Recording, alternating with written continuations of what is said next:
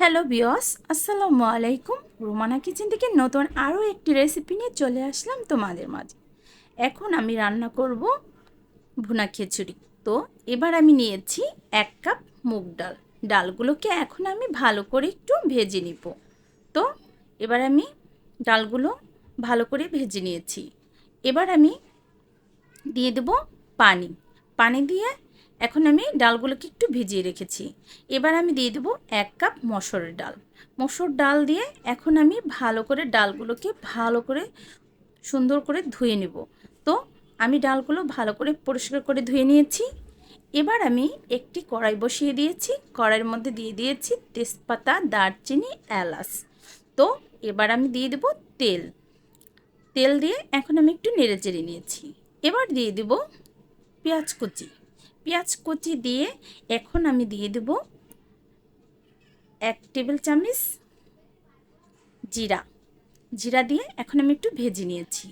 তো এবার আমি দিয়ে দেব আদা বাটা, রসুন বাটা, জিরা বাটা, একটু পেঁয়াজ বাটা দিয়ে এখন আমি মশলাগুলোকে ভালো করে একটু নেড়ে চেড়ে নিয়েছি।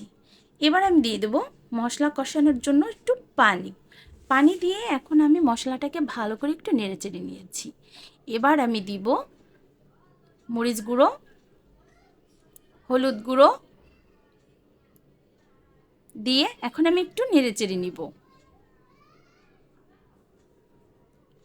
দিয়ে দেব ধনিয়া গুঁড়ো। তো এবার আমি মশলাগুলোকে ভালো করে একটু কষিয়ে নিব। এখন আমি দিয়ে দেব স্বাদ মতো লবণ।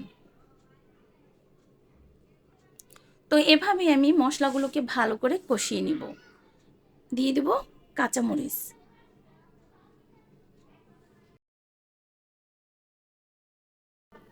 সুন্দর করে ডালগুলোকে ভালো করে ধুয়ে পরিষ্কার করে রেখেছিলাম, তা এখন আমি দিয়ে ভালো করে একটু কষিয়ে নিব।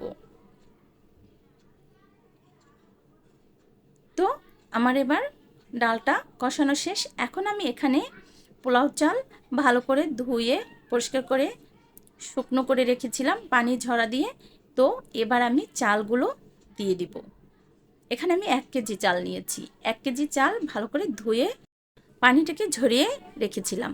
তো ভালো করে আমি এখন চালগুলোকে কষিয়ে নিয়েছি। তো আমার কষানোটা সম্পূর্ণভাবে শেষ। তো আমি এটাকে যত ভালো করে কষানো যাবে আমার খিচুড়িটা তত সুন্দর ঝরঝর হবে। এবার আমি গরম পানি দিয়ে ভালো করে ঢাকনা দিয়ে ঢেকে দিয়েছিলাম। তো আমার পানি সম্পূর্ণভাবে শুকিয়ে চলে আসছে। এখন আমি ঢাকনা তুলে ভালো করে উল্টিয়ে পাল্টিয়ে নেড়ে চেড়ে দিব।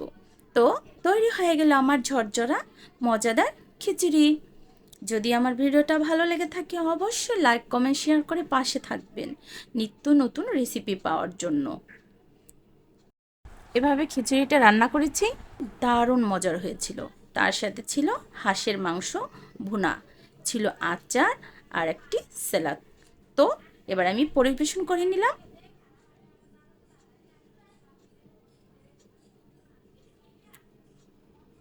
তো আমার পরিবেশন করাটা শেষ। অবশ্যই ভালো লাগলে পাশে থাকতে ভুলবেন না